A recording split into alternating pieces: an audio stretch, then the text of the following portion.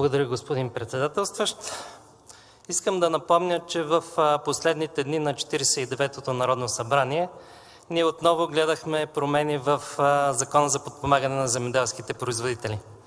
В този смисъл от това да има избори имат полза земеделските производители и ние от ВЪЗРАЖДАНЕ. Земеделските производители, защото в края на всеки парламент ние правиме промени в Закона за тяхното подпомагане и то промени, които са добри, а пък ние от ВЪЗРАЖДАНЕ за това, че в началото на всеки един парламент нашата група става все по-голяма.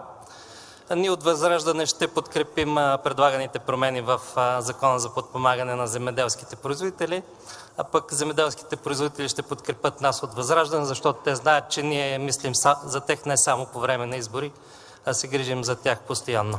Благодаря.